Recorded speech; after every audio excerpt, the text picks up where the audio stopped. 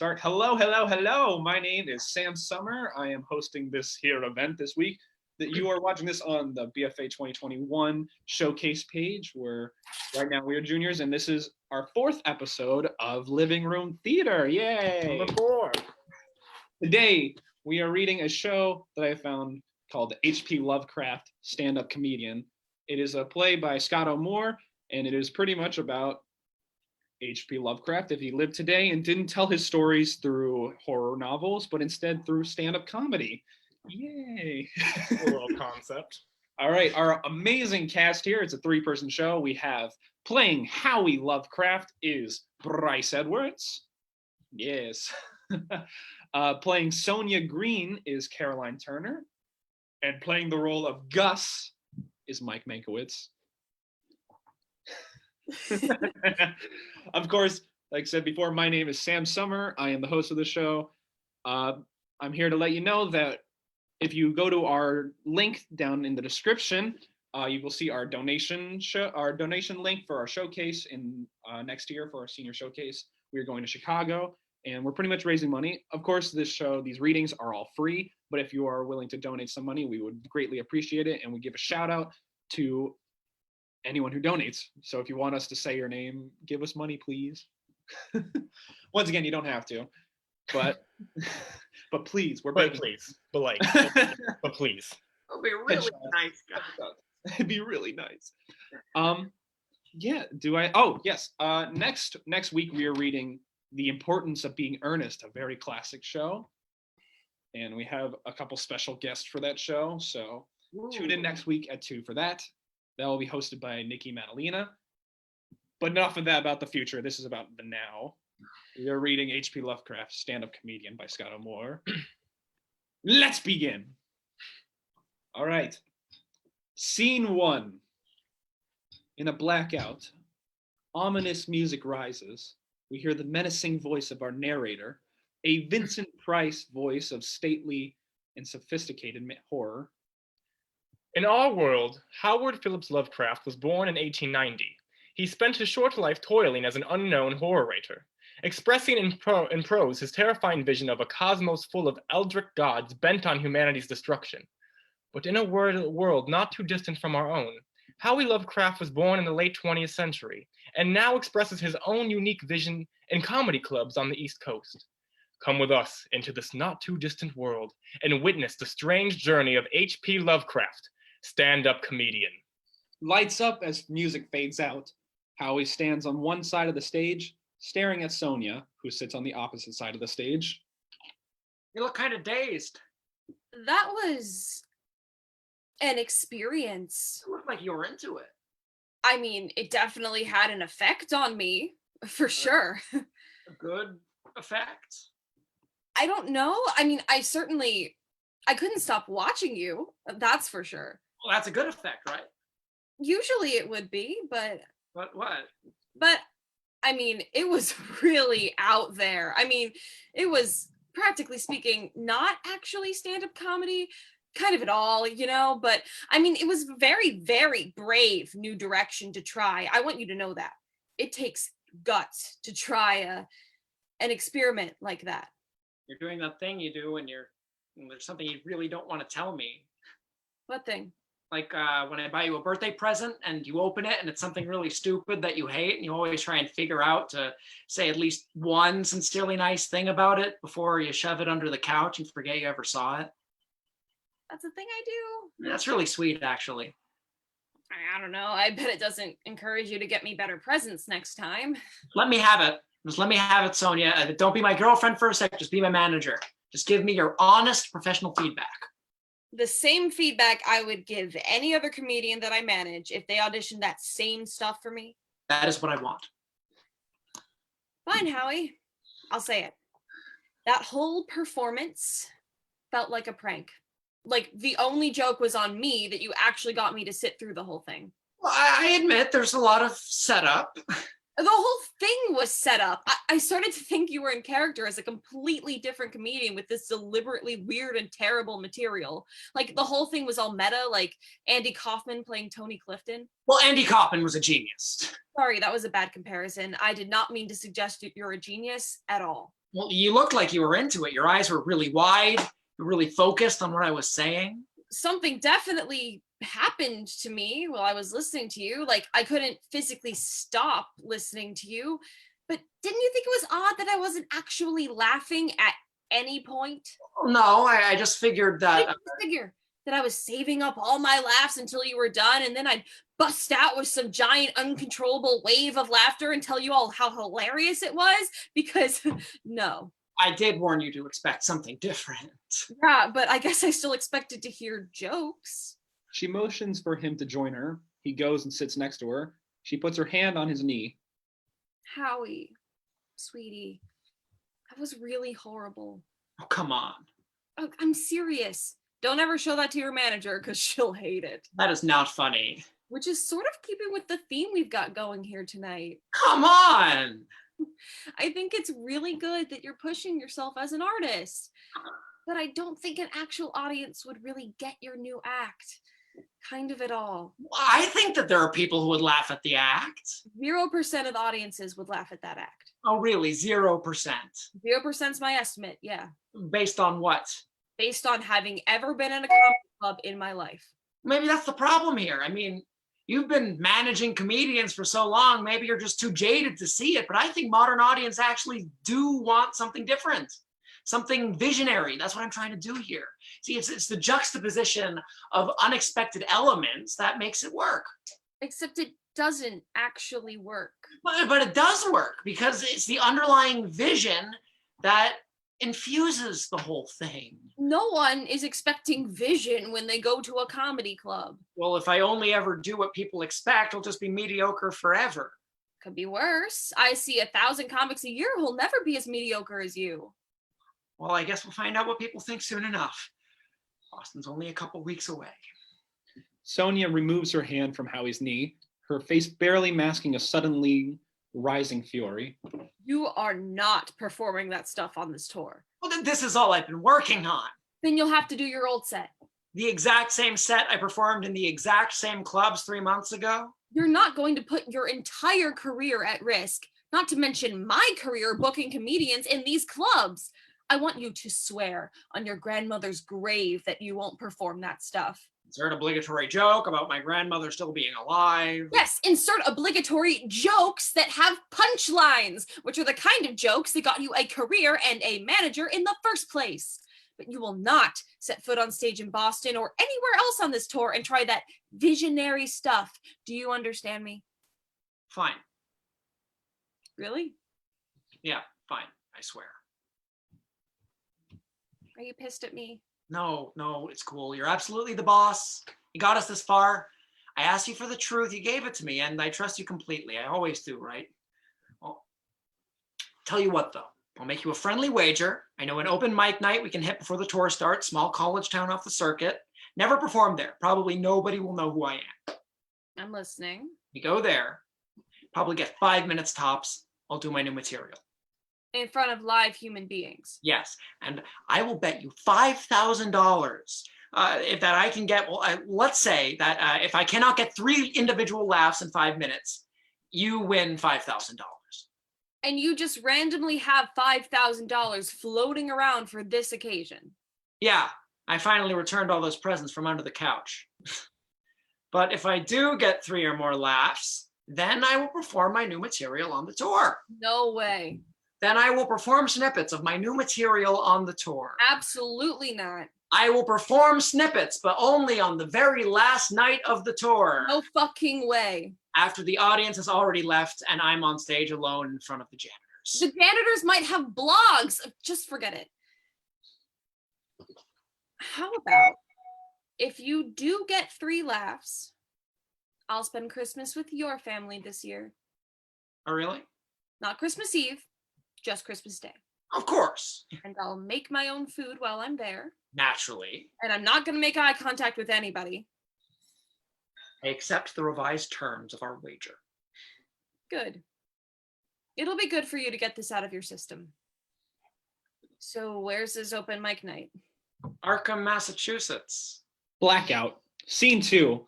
Lights up on Gus, a disheveled open mic host, standing in front of a mic stand in a spotlight. A stool sits nearby.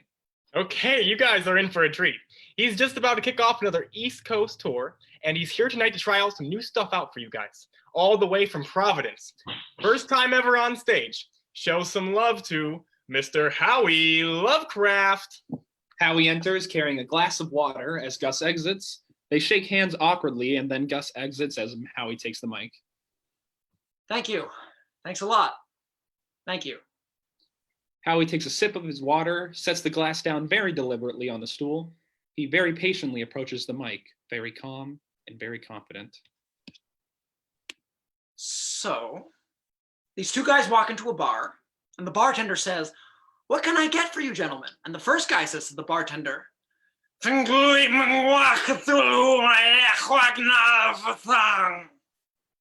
the bartender just kind of looks at him funny, and he says, "Sorry, pal, I didn't catch that. What'll you have?" And the first guy just kind of nods and smiles, and he says, and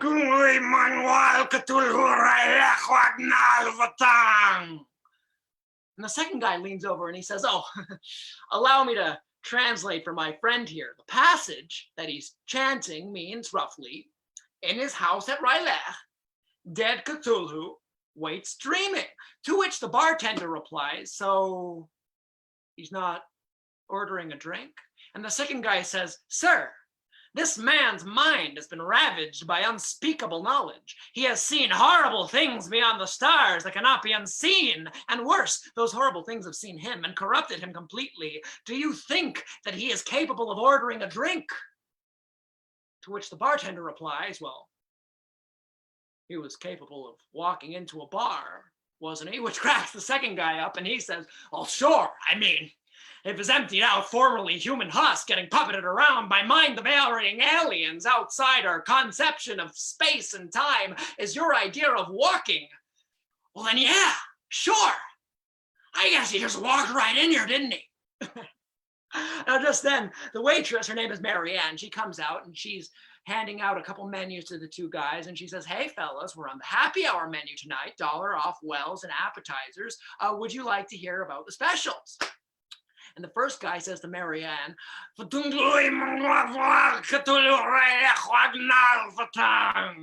and Marianne gets this look on her face, and she says, "Yes, truly, but that which dreams will someday rise. And the great Lord Cthulhu abandons his desolate temple Rylech and ascends from the blackest ocean depths. No happy hour menu will satisfy his ravenous hunger."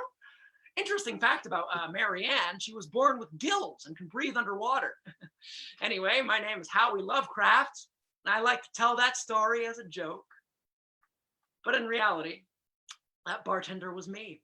Before I became a comedian, I spent many years as a bartender over in Innsmouth. Anyone here from Innsmouth? Yeah, right. Most people don't like to admit that they're from Innsmouth. I actually didn't live in Innsmouth myself. I lived in Ipswich, kind of a suburb of Innsmouth. Not so many Gill people living in Ipswich, just a small population of Gill people in Ipswich. You forget they're there sometimes, then be checking out at the supermarket 3 a.m, and the checkout lady's gills would just kind of like flap at you, kind of useless out of water. But one night, true story, Obed Marsh walks into my bar with his half-witted manservant Maurice, and we get to talking. I buy him a few shots. He gets a little drunk. He starts bragging about how he's the high priest of the esoteric order of Dagon, and eventually he busts out his first edition copy of Abdul Azured's terrible Grimmery, the Necronomicon. Now, how many people here tonight have only read the Kindle edition of the Necronomicon? Most people, right? I mean, even on retina display, you can't tell that the ink is actually blood. And you just miss so much. I'm old-fashioned, I know. I like the feel of a book. I like the smell of a book. And I mean, first edition Necronomicon is bound with human skin, so you do smell it. So he shows me a page, this first edition Necronomicon, and then suddenly I'm having this incredibly vivid dream. And this dream, I'm underwater and deep below the surface of the ocean. I'm floating around, submerged in the ruins of this ancient temple, and I'm filled with unspeakable dread. Because even though that no light can perpetrate the blackness of these murky depths, I recognize these ruins.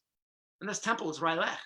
And suddenly I am swept into the presence of a horrifying creature hundreds of feet tall, a morass of tentacles floating gently around his gaping maw, reclining against the wreckage of a sunken ship, its unfortunate crew long ago consumed by this, the great old one Cthulhu, ancient beyond reckoning, born beyond the stars, and even though he sleeps, his tentacles wrap themselves around me in a sickening embrace, and I realize that I have been chosen to be the herald of the end times, announcing Cthulhu's awakening, for soon he shall rise from the depths to cleanse the surface of the world of the blight called human life.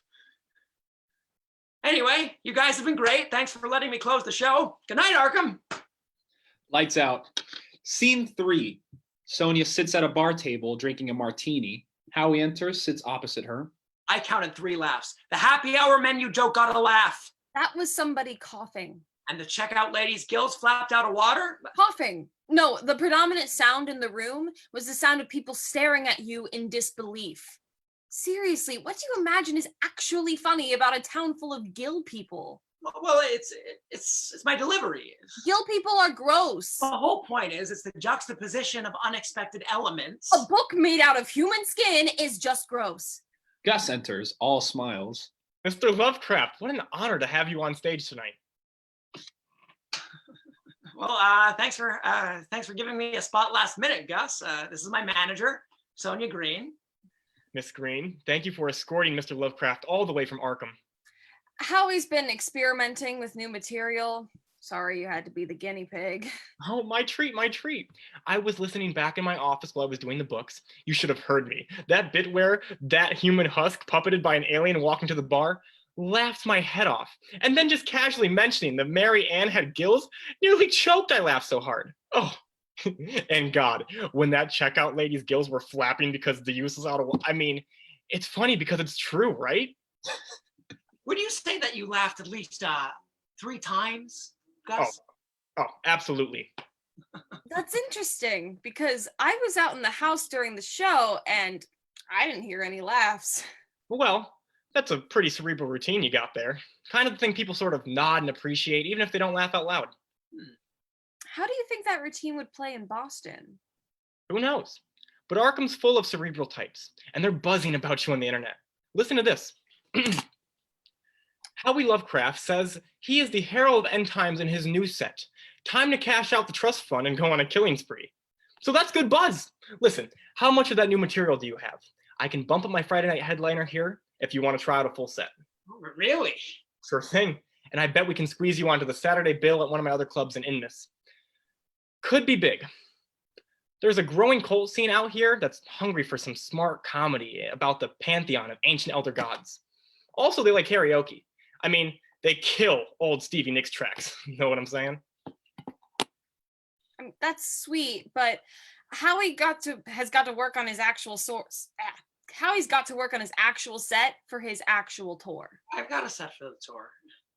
The same set you performed at the same club 3 months ago?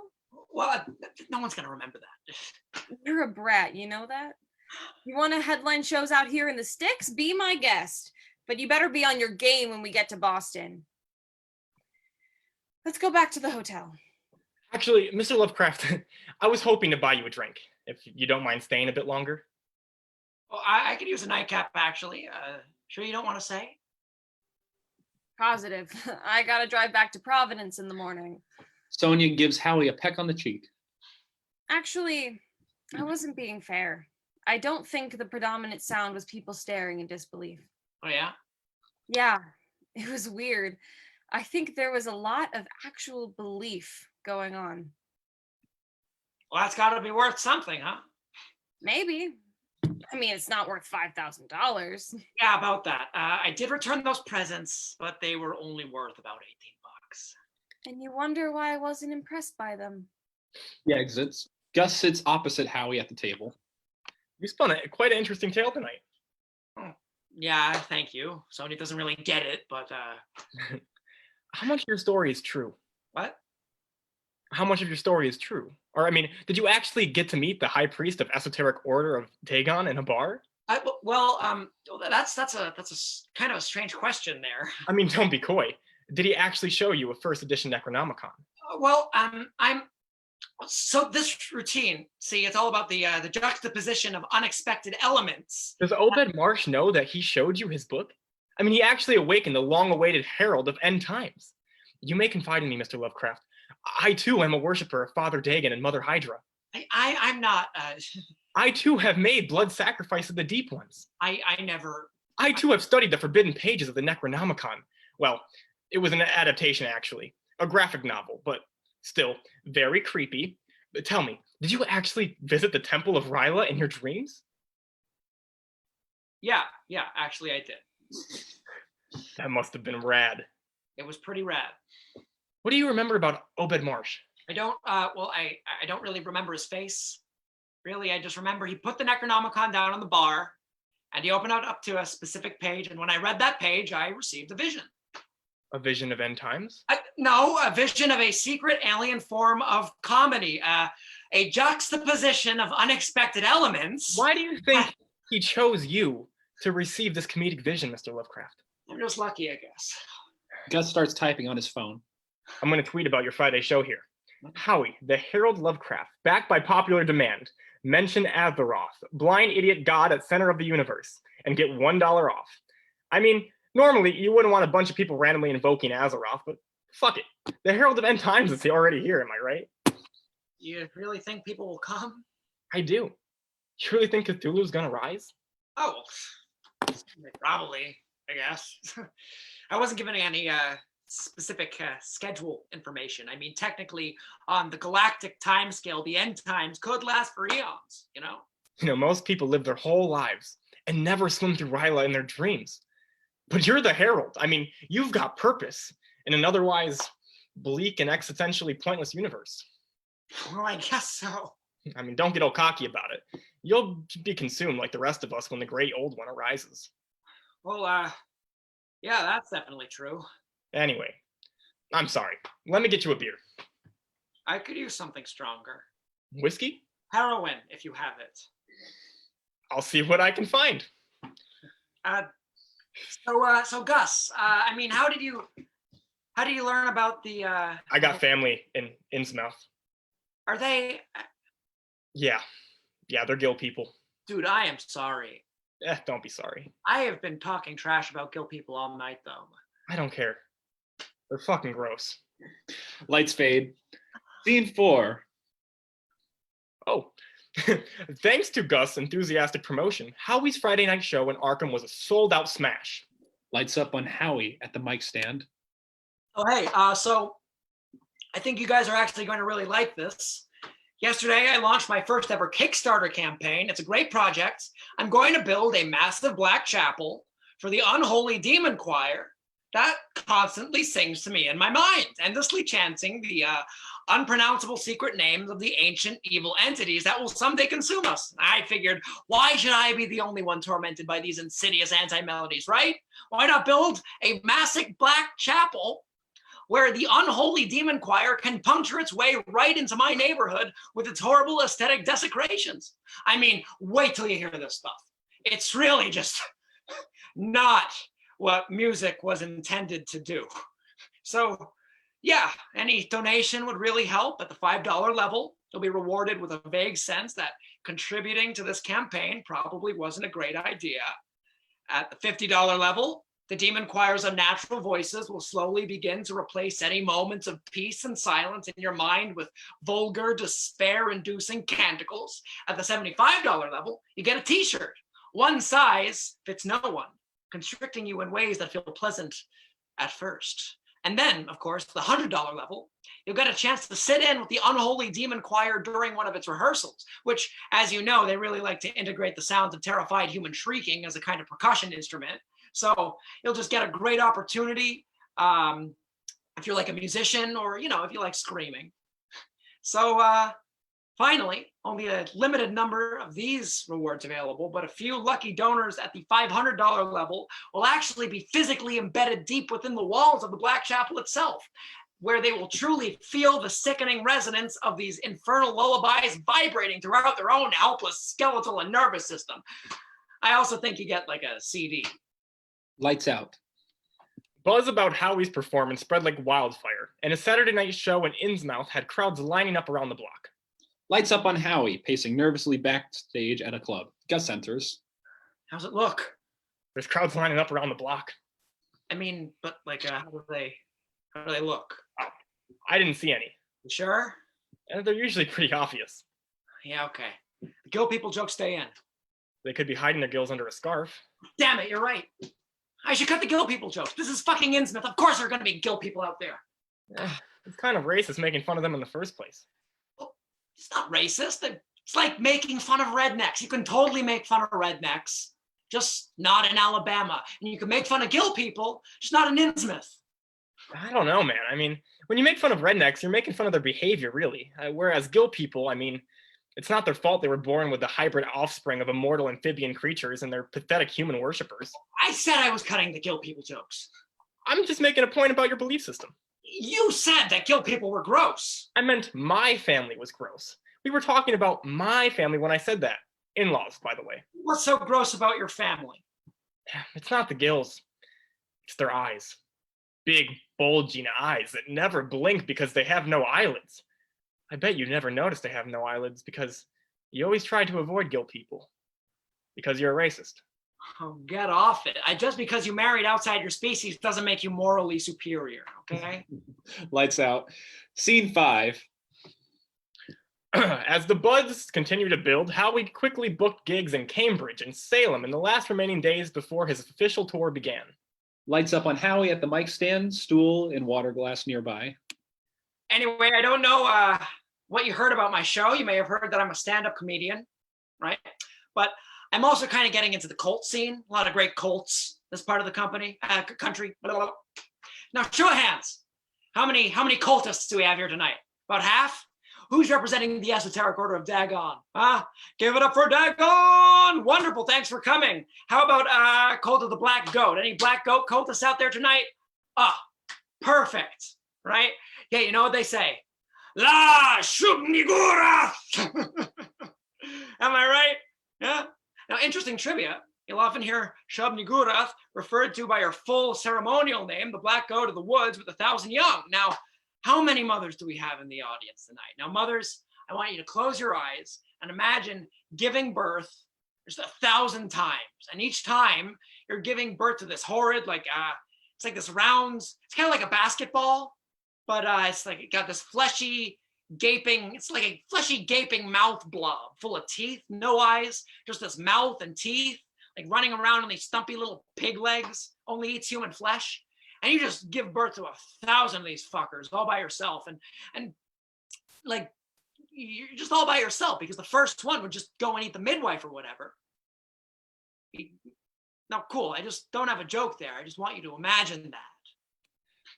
Lights out.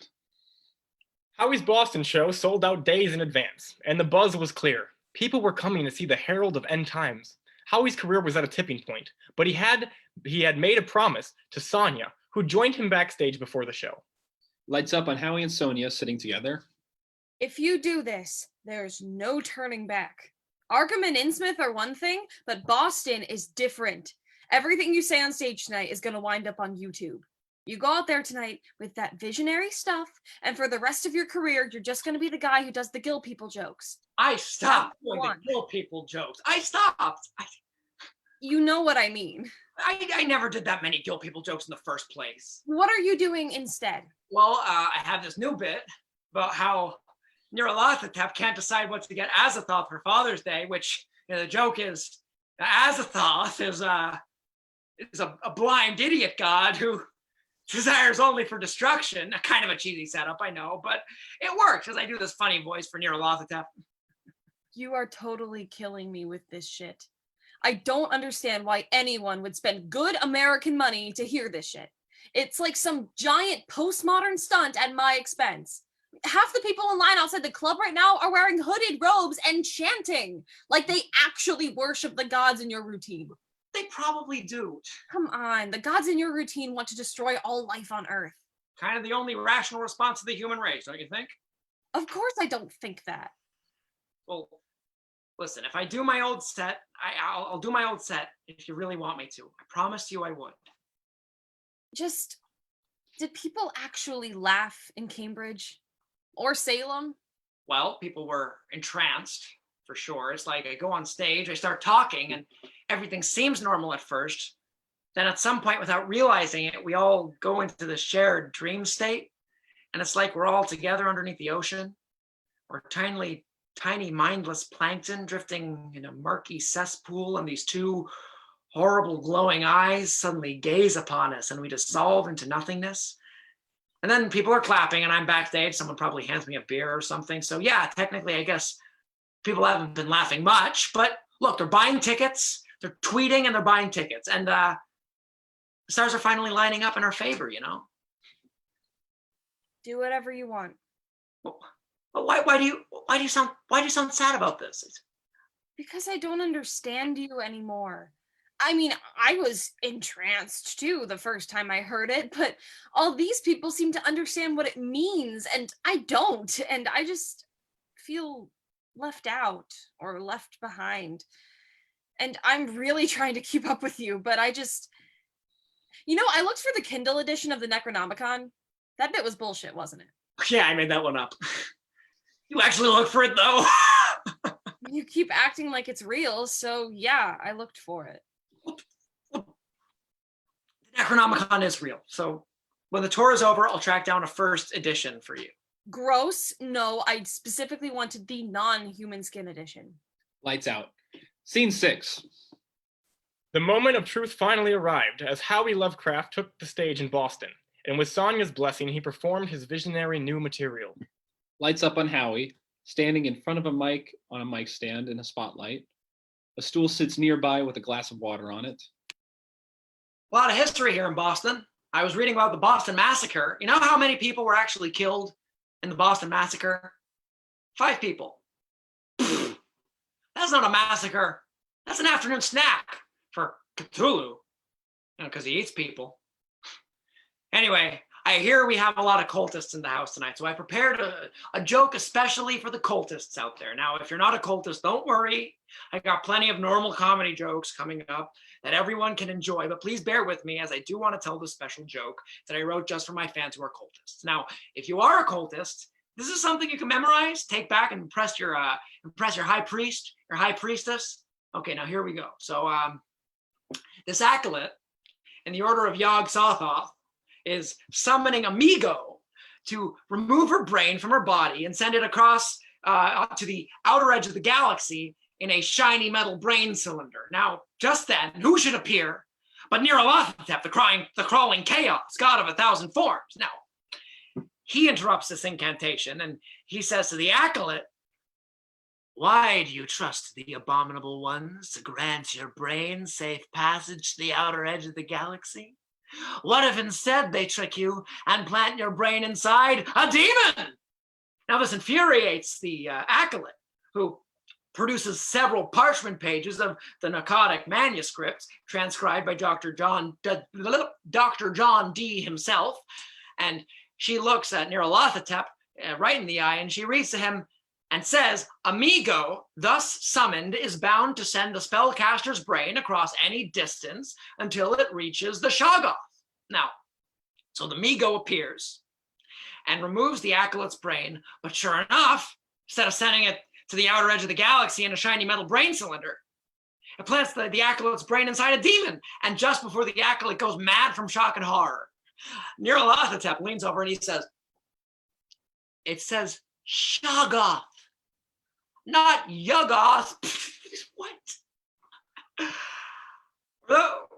Were those cultists supposed to be here in this show? Lights fade. We hear applause fading in the distance as lights come up on Howie, slumped in a chair in his dressing room. Sonia enters. That was amazing! Nobody asked for their money back! Hey, someone's here to see you. Did you bring me a groupie? I did not bring you a groupie, asshat. He waves and Gus enters, carrying a gift-wrapped package. Good show, Mr. Lovecraft. Gus, I didn't know you were out there. Couldn't miss the official opening night of your tour. I feel like I played a small part in your success after all. I need to find the club owner and settle up. I'll be back in a few minutes. Sonia exits. Gus hands the package to Howie. What is this? It's an opening night gift. Just go on, open it. Howie carefully unwraps the package. Inside is an ancient and evil grimoire. Howie is stunned. Ominous music rises as Gus speaks. Yes, Mr. Lovecraft, you've seen that book before. Is this a? Yes, Mr. Lovecraft, you were holding the Necronomicon. Is it? Yes, Mr. Lovecraft. It is the same first edition you once read in a bar in Innsmouth. Were you? Yes, Mr. Lovecraft. I was there that fateful night, although you do not remember my face. Are you? Yes, Mr. Lovecraft. Sometimes it pleases me to wear the form of Obed Marsh as I walk this wretched planet, but my true name is actually Nyarlathotep, the crawling chaos, god of 1,000 forms. A loud thunderclap is heard. Why are? You must be wondering why I'm here, on the eve of your great comedic triumph. I am here in service to the All Mother Shub Nigura, who demands payment for the vision we granted you, the vision of a secret, alien form of comedy. Or did you believe, foolish herald, that your sudden success came without a price? I never. It did not come without a price. There is definitely a price. Open the book, Mr. Lovecraft, and discover the tally for your success. But Open the Necronomicon to page 243, Mr. Lovecraft. I don't. And study closely the second footnote at the bottom of the page. I'm not. Do it! Do it right now. Page 243, the second footnote. Slowly, Howie opens the book and begins flipping through it. He stops, finds a passage, and begins reading. Some scholars believe that the correct translation of this phrase is actually bread pudding. Howie looks up at Gus confused. Gus takes a quick peek at the page he's reading from. I meant page 247, Mr. Lovecraft. Do it! Do it right now. Howie flips it forward a few pages and reads. But he who becomes the herald of this secret alien comedy must pay a steep and horrible price. He must build a black altar to the All-Mother Shub-Niggurath, upon which he must spill the blood of the one he loves most.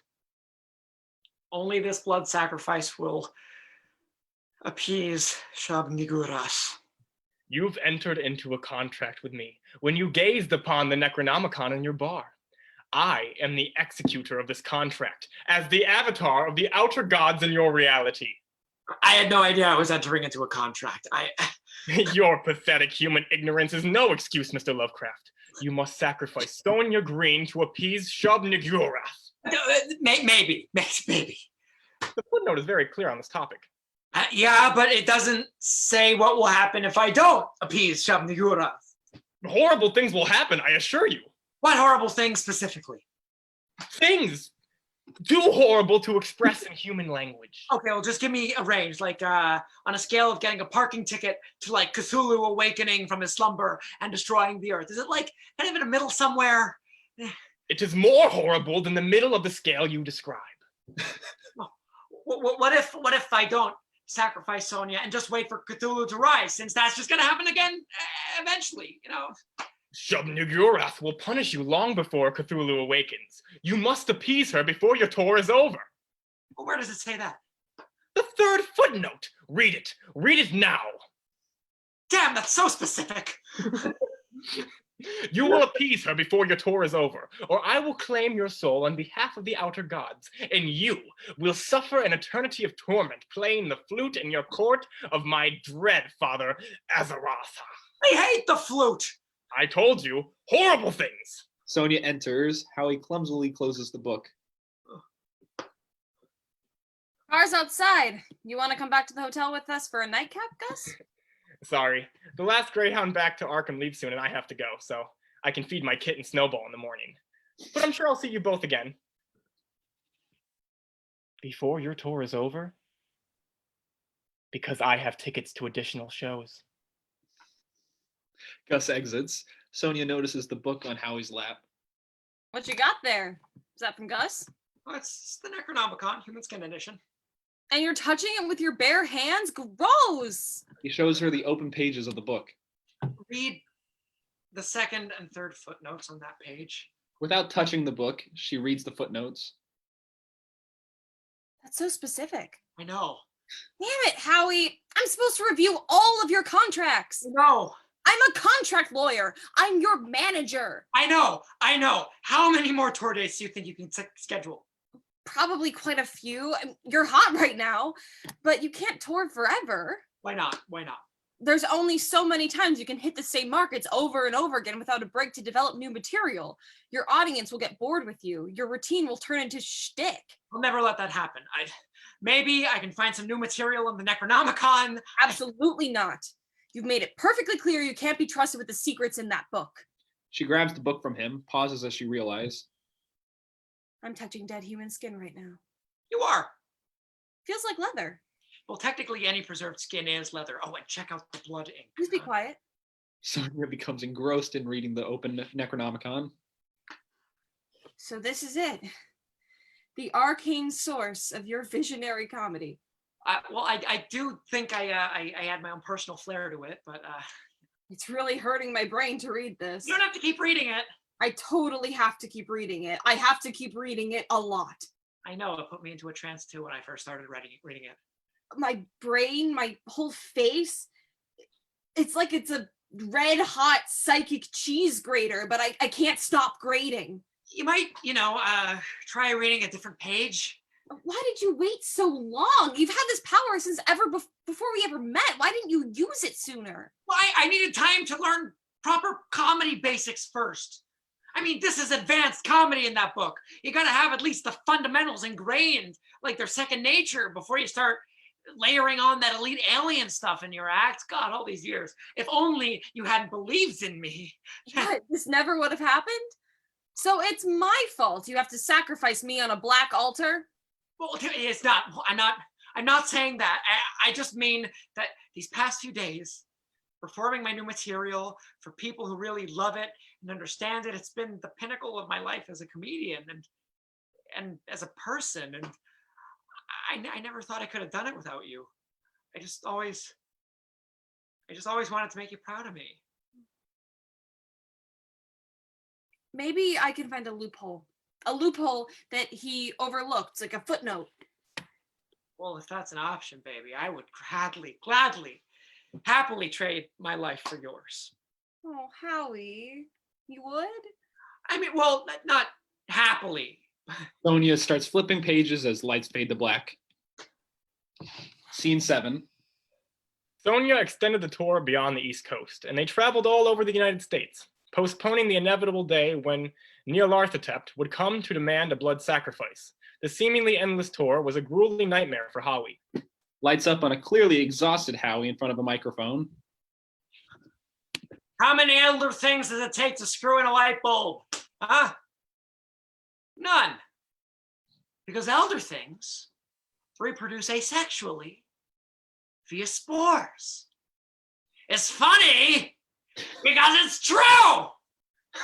Lights crossfade, going dark on Howie and coming up on Sonia elsewhere on stage, sitting cross-legged on the floor reading the Necronomicon, wearing rubber gloves to handle it. Meanwhile, Sonia became an avid student of the Necronomicon, teaching herself the dark arts described within, hoping to discover a power that could save her life. But they could not see for themselves how the book's constant malevolent presence in their life swiftly drove both Sonia and Howie towards madness.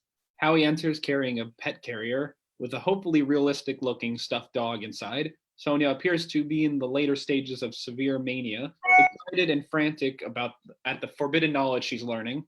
Did you bring it? Not exactly. I brought this. He sets the pet carrier down in front of her. This is not a live goat. Nope.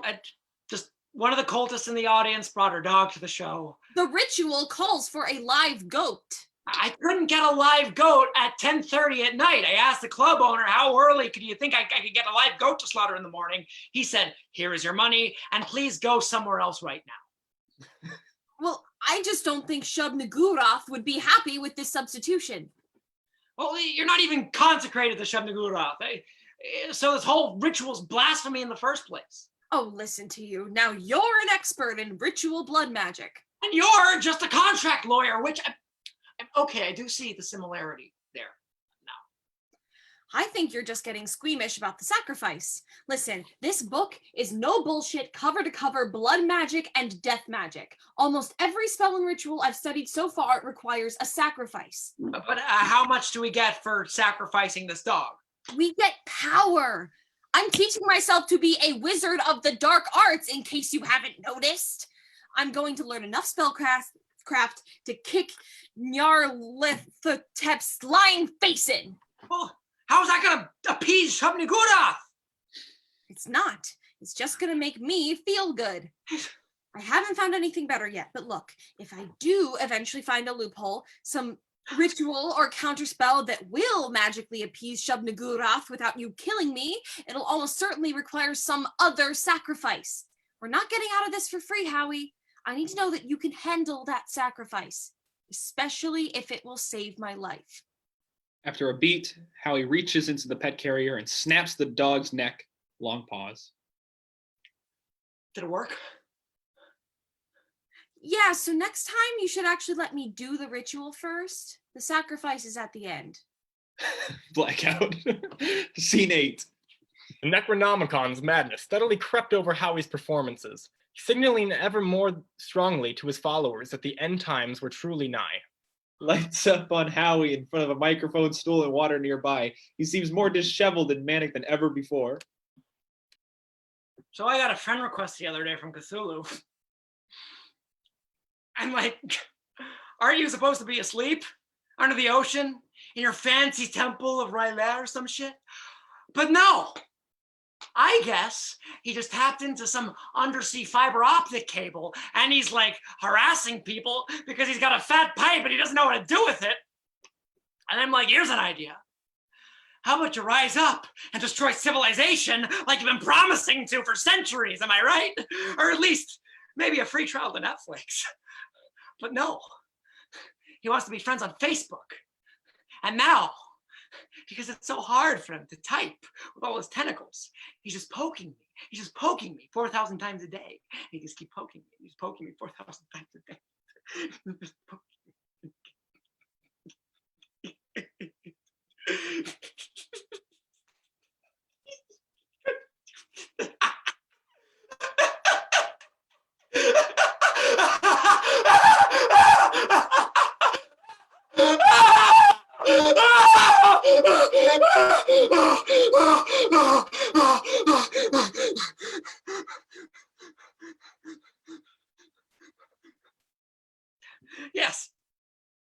Yes, Cthulhu using Facebook poke is timely observational humor. Because on the galactic time scale, Facebook poke is still a cutting edge feature. Fuck you! I'm the Herald! Anyway, Facebook is a fucking sign of the end times. Lights crossfade, going dark on Howie and coming up on Sonia elsewhere on stage, sitting cross-legged on the floor reading the Necronomicon. Finally, with her survival at stake, Sonia's relentless studies produced a meaningful breakthrough that could save her life. Howie enters, carrying a bottle of champagne, sits warily nearby Sonia in a chair. She can barely contain her delirious excitement. See, Nyarlathotep is the servitor of the outer gods, but he isn't like any of them. I mean, the great old one, Cthulhu, sleeps and dreams below the ocean. The blind idiot god Azathoth writhes in the center of the universe, hypnotized by invisible flutes and drums. Yog-Sothoth is the gate to our universe, and yet he's trapped outside it, smeared across space and time. But Nyarlathotep takes human form and walks among us. He enjoys deceiving us and manipulating us, not destroying us or consuming us. What is your point? He tricked you into this situation by acting like a human. Maybe you can trick him in return while he's still in human form. The whole bargain is sealed in human concepts in the first place, but human concepts are inherently ephemeral because language itself is susceptible to constantly changing definitions. So maybe for some limited window of time, you can change a definition for yourself. You can change how you feel about love. You can change how you feel about loving me. You can love someone else more than me. just for a little while. Well, I guess with enough booze, I mean. No, it's a big fucking bag of ecstasy I scored off of a cultist. She hands him a bag of pills. I'll get lost for the night. You go back to the hotel suite. You take as much ecstasy as you can swallow, and you love someone else more than you love me. Not forever. Just long enough to... Wait. You want me to, She hands him a ceremonial dagger. I've prepared a black altar in the bedroom of the suite. I mean, I put black sheets on the bed. I think that should work. But who? I brought you a groupie. She waves, and a groupie enters, completely shrouded in a medieval-style hooded robe, ideally one that shrouds the groupie's face in the shadow. But we may see a long blonde wig perhaps escaping from the hood. This is Janine. Come on. She's a consecrated high priestess in the cult of the Black Goat. Come on. Janine, as we discussed, the Herald is going to take you back to his suite at the hotel and slit your throat in sacrifice to the All-Mother. Oh, come on. Truly, it is an honor for me to be chosen by the Herald for the sacrifice. My entire sect will be venerated amongst the most wicked of all believers. Believe me when I tell you, I want my lifeblood to flow. You're the herald of the end times, Howie. The end times are just coming a little early for Janine. Howie regards Janine for a long moment. Finally, You naked under that robe. Fucking totally. All right, let's do this thing. blackout. Scene 9. Sonia kept vigil in the hotel lobby. The pages of the Necronomicon were cold comfort to her that night, each footnote another nail in the coffin of her soul. In the dark moments just before dawn, her conscience faltered, and she tried to stop Howie before it was too late. Lights up on Sonia in the doorway to the suite. Howie? Howie, it's me. It's Sonia. Is everything okay? You okay, baby? From opposite, Howie staggers on stage wearing a white hotel bathrobe. Sonia. He rushes to her and embraces her in a huge, crazy, ecstasy-soaked hug. His speech is vaguely slurred. I couldn't do it, Sonia. I couldn't do it. I took all the pills you gave me and I still couldn't do it. It's okay. I'm here now. She takes his arm and they sit. I'm sorry, it was a good plan. It should have worked, but I just couldn't do it. It's okay, Howie. Look at me. Where's Janine? In the bedroom. I'm going to ask Janine to leave. Sonia exits and then quickly re-enters. Howie, Janine is dead. No! I thought you couldn't do it. I couldn't love her. I couldn't love her. Of course I could kill her. That part was easy. I just didn't use the knife. I strangled her because this was a nice white robe and blood likes to spray. Anyway, I almost loved her more than I loved you because killing her was saving you. But as I watched the life go out of her dead eyes, I realized that her dead eyes could never be as pretty as your dead eyes. You betrayed me, Sonia. Because it was you I wished I was strangling to death, not Janine at all. Oh, you're adorable. Who's the dead guy on the floor in there? Room service. I thought I might try one more time while I was still high, just to be sure. Didn't wind up loving that guy very much at all, actually. Defeated, Sonia slumps down next to Howie, who puts his arm around her shoulder. What are we gonna do? I would like to do a shit ton of muscle relaxants. My jaw just won't stop clenching from all the ecstasy. I know heavy jaw clenching is a common side effect. Also high body temperature and inappropriate back rubbing. I'm serious, Howie. Eventually, this tour will end, and you'll have to choose. Let Nyarlathotep torment you for all eternity, or kill me on the Black Altar, just like he wants. I couldn't possibly kill you on the Black Altar. Not unless you help me shove Janine's body off it, because I couldn't possibly move her by myself. I am totally kidding. Then what are we gonna do? Well, I haven't read the Necronomicon as closely as you have, so let me just ask, you ever come across any spells or incantations or rituals that could probably, I don't know, summon some muscle relaxants or anything just to help stop my jaw from clenching? I am totally kidding. Although, wouldn't it be ironic if eternal jaw clenching was part of Nyarlathotep's punishments? I mean, if I was getting eternal jaw clenching, you would be on the Black Altar so fast. I am kidding. Oh. Sonia gets up and slowly heads for the door. Sonia, wait. I know I let you down here, and I'm sorry, but I'm starting to have an idea. Oh, really? Yeah, really. I want you to send out a press release. Tonight is going to be my very last show. We're canceling the rest of the tour. I'm going to retire from stand-up comedy forever. Just make sure the whole world knows. And I want you to make sure Gus is there. What good will that do? Well, that which dreams will someday arise, baby! I just got to set off the alarm clock.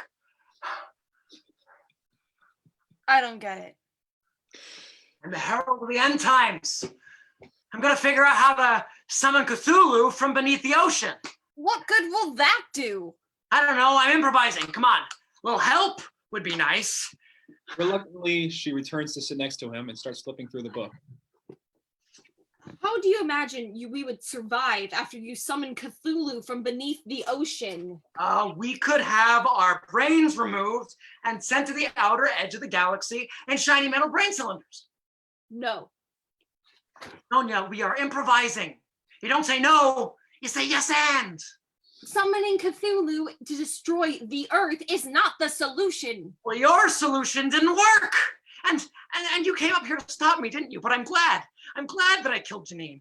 Because now I know that for sure I would rather Cthulhu consume the entire population of the planet than to have to sacrifice you with my own hands. That's sweet, but actually, no, that's not sweet at all. Well, it's a little sweet. No, it's horrible. Let me think. Sometimes I wonder if we're both crazy. Like the Mad Arab and everyone else who spent too much time with the Necronomicon. I bet that's why Gus gave it to you in the first place. He knew the only way you'd agree to sacrifice the one you love the most is after you've been driven insane and lost your moral compass. Or it was just random and stupid because he's the son of a blind idiot god. Also a possibility. Why don't you run away? Just run as far away from me as possible. I can't kill you on the Black Altar if I have no idea where in the world you're hiding. No way. You still owe me $5,000. I think you were onto something, though. I'll send out the press release about canceling the tour. Oh, I know that look. Oh, you've got a plan. We've got until tonight to find a loophole. We're going to scour every single page in this book one last time. Either we find a loophole in the next 12 hours, or we give Shub Nagurath what she wants. This ends tonight, one way or another. Now let's get some breakfast. We'll have to go out. I don't think they'll send up any more room service. Blackout. Scene 10. And so, word spread across the land of Howie, the herald Lovecraft's final performance. His fans were stunned, and the concert hall was filled beyond capacity with teary-eyed cultists, preparing to say goodbye to their idol. Finally, Howie appeared on stage to the roar of the crowd. He calmed them with a soothing gesture and began to speak. Lights up on Howie, standing in front of a mic on a mic stand and a spotlight. A stool sits nearby with a glass of water on it. Man, all day today, people have been coming up to me like, Howie, why are you quitting stand-up comedy at the top of your game? Well, people really genuinely wanted to know, and I just didn't have a good, I want to have the perfect answer, you know? Howie Lovecraft, I'm dying to know, why are you quitting comedy? And the perfect answer would have been like, well, that's easy. I'm retiring to focus on fucking my way through a 20-mile tall mountain of sacrificial virgins. I'll be descending upon these virgins by skydiving from a balloon over 137,000 feet above the earth, setting the record for the highest skydive from the stratosphere onto a mountain of virgins. But see, the challenge doesn't stop there, because all of the virgins on top are already freezing to death, and the ones underneath are going to be smothered by the weight of the corpses above them. So I gotta work fast if I'm gonna be fucking a single live virgin in this entire mountain. Just got no time left for comedy, I'm afraid. But well, obviously I do have a reason for quitting stand-up comedy. See, I used to be a typical struggling comedian. I'd play these dinky little clubs, and I'd come out and I'd go, aren't men different from women? You know, that kind of thing, right? But then I got my big break, and I was tending bar in Innsmouth, Massachusetts, Innsmouth High School, of course, known for their undefeated swim team, huh? And and I was exposed to a first edition volume of the infamous Kitab al-Azif, also known as the Necronomicon. Now, how many people in this audience have actually seen a first edition? Huh? Well, you're gonna see one here tonight. Sonia, bring out the Necronomicon. Sonia enters, displaying the Necronomicon to the audience. Still wearing rubber gloves on her hands, she comes to a halt next to Howie. And what did I learn from this book, Sonia? Forbidden knowledge of a secret alien comedy. And who was my mentor in this forbidden alien comedy? Ladies and gentlemen, Obed Marsh. I know he's out there somewhere. Can we have a spotlight on Obed Marsh? A light comes up at the back of the house, top of the center aisle, framing Gus, standing defiant and resplendent in the garb of an Egyptian pharaoh. You may refer to me by my true name, Mr. Lovecraft, for I am Nealarthotep, the crawling chaos, god of 1,000 forms. A loud thunderclap is heard. I grew tired of your prattling. Yes, you were granted forbidden knowledge of the secret alien comedy invented by the great race of Yith and buried deep within the Yithians' massive library on the planet Yith, until the cunning wizard Abdul Azared was born a boon by the all-mother Shub-Nagurath. She swapped his mind and body for a day with the Yithian, and he wandered freely as a Yithian in the Yithian library of Yith.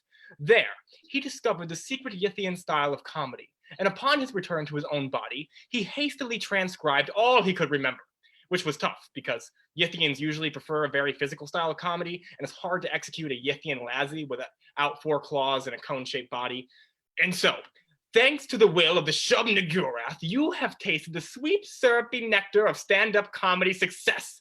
Now, she is due her blood sacrifice on the black altar as the footnotes clearly specify. Our attention pivots back to the stage where Howie and Sonia have removed the glass of water from the stool and dressed it with a black sheet. Howie holds the ceremonial dagger Sonia gave him earlier. I've got a question before you get your sacrifice. Why did you choose me in the first place? I chose you completely at random, Mr. Lovecraft. I could have easily have chosen a vagrant across the street. For absolutely no reason whatsoever. Sheer whimsy led me into your bar, and simple boredom compelled me to open the Necronomicon for you. It made no difference to me what condition your mind would be in after the fact. I am sure you must realize by now that this is exactly how our universe itself operates. Devoid of meaning, empty of conscience, unable to laugh at the best of its own jokes. And that, my friends, is why I'm quitting stand-up comedy. Because it don't mean shit. Come now. Some of us still do appreciate the grand dramatic gesture now and again. I eagerly await your sacrifice of the lovely Sonia Green. Sorry to break your heart, but I read those footnotes a zillion times. They clearly stipulate that Howie needs to spill the blood of the one he loves the most, which, allow me to inform you based on personal experience, is not actually me at all. It's Howie. Howie swiftly draws the dagger's blade across his wrist, which begins to spray blood. Howie carefully aims the blood at the black altar, soaking it. I don't care how fake or realistic this looks, as long as it goes on for a stupid long time. Is it ever gonna stop? I don't know. Is ecstasy a blood thinner? I don't know. Finally, the blood spray dwindles to a trickle, and Howie collapses to his knees. Sonia. And then he collapses entirely in a heap on the floor, dead at last. Sonia turns to face Gus, who begins clapping. A twist ending. How original. Mr. Lovecraft should have tried his hand at being a writer. Your contract with Howie is satisfied. I suppose so. I'm not asking you, I'm telling you. Shub-Nagurath has been appeased. Cheeky. Say it! Tell me she's been appeased. Yes, yes. Congratulations, pathetic human. The All-Mother is appeased. Now, I want that first edition back. Sonia flips open the book and swiftly reads an incantation. Ali Ekmar Azathoth, Ali Bakmar Halotet. A sudden electric zap sound fills the air, and the light around Gus flickers. What have you done, wretched woman? Hand of Azathoth spell. Traps you in your pathetic human form for a night and a day. She hurriedly flips to another page and reads another incantation. Hellenius mi go ek barsuth, mi go doc venius ek yugoth. The sound of flapping bat wings fills the air around Gus, who shrieks and swats with invisible talons. What's happening to me? Make it stop, I beg you. I summoned a Migo to remove your pathetic human brain and transport it to the outer edge of the galaxy. I did not request the shiny metal brain cylinder option. You can't kill the crawling chaos. I'll be back for you someday, Sonia Green, I swear. Ow, quit it. Ow, quit it. Ow, ow, quit it. Lights out on Gus as he flees. Sonia turns to face Howie's body. And for my last trick... She kneels next to Howie, flips to a new page in the book, and murmurs a chant too quietly for us to understand. Then she takes the dagger, pricks the point of it up to her thumb, and presses her thumb to Howie's forehead. As she sits back and waits, a low rumbling briefly fills the air, then subsides. Suddenly, after a huge gasp of air, Howie lurches to his hands and knees. He coughs horribly, then stops. Howie? Slowly, Howie turns to face Sonia, a confused look on his face. Howie, it's me, it's Sonia. How do you feel? I could use some muscle relaxants. They embrace as lights fade. Epilogue. After their ordeal, Howie Lovecraft and Sonia Green settled down in Arkham, Massachusetts. Sonia became a professor of applied arcana in the Department of Occult Studies at Miskatonic University, preparing for the inevitable return of the Nyarlathotep or the rise of something much worse. Howie bought a small bar near campus and hosted weekly open mic nights for budding young comedians. True to his word, he never set foot again. He never set foot on stage again, and the locals soon learned never to ask about his days on tour as the Herald. But after many years passed, one time seemed to heal most wounds. Sonia did work up the courage to ask Howie a question of her own. Lights up on Howie and on Sonia, sitting together. Howie, what was it like when you were dead? Really? You want to go there? I do, I want to know. Well, I want to talk about it. Come on, you were dead for like 2 or 3 minutes. Do you remember any of it? Why are you so curious all of a sudden? I've been curious this whole time. Why didn't you ask me sooner? Because I'm getting older, it makes me a lot more curious. Well, I don't remember being dead. The first thing I remember, literally the first thing, is gasping for air in this unfamiliar body. And I'm disoriented and I'm covered in blood and confused. And I look over and I see you. And at this point, I don't recognize you, not yet. And you say Howie, and that name sounds familiar for some reason. And suddenly I'm hammered with all these memories and I start to panic because these aren't my memories. They just belong to this body. And I realize that this body is Howie and I'm Howie now. And I'm starting to freak out. And then you say, it's me, and it's Sonia. And I'm just overwhelmed. I'm flooded with this body's memories of you. And well, that was the exact moment that I actually fell in love with you. And I stopped panicking and I stopped fighting. And I just started claiming those memories and making them all mine. But that would mean... Howie, original recipe Howie, is long gone. You reanimated his corpse with that necromantic spell, but his soul had left the building. And this empty body became a beacon for the first formless entity in the void that came along, looking for an escape from eternal loneliness, looking for a home in your physical reality. And that incredibly lucky entity must have been me. Mind you, I don't remember any of that now. I suspect living alone for eons in the void is the kind of thing any intelligent being would try very hard to forget at the first opportunity. But I'm very glad the way things turned out. Are you fucking with me? I am totally fucking with you. Come on. I don't want to talk about it. Come on. Fade to black. The end. Oh. And that right there was H.P. Lovecraft, stand-up comedian. Yeah.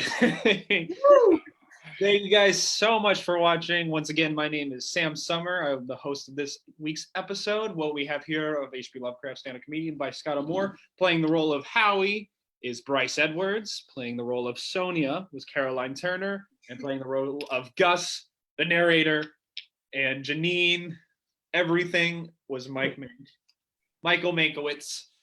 Yep. Thank you guys so much for watching. Once again, if you want to donate to our showcase foundation or whatever we're calling it, donations for our senior showcase in Chicago next year, it's in the link in the description. Please, we will. Actually, I didn't get a chance to look. I should probably check. Might be a pop-up. Maybe wherever it is. We hope you donate. Actually, to save time now, I won't look now. But if you donate, we'll shout you out on the next episode. And if you don't, Great. hate theater. Yeah. Which is also a great segue for next week. We are reading The Importance of Being Earnest, and the host of that will be Nikki Madalena. Once again, thank you guys so much for watching. See you next week. Bye-bye.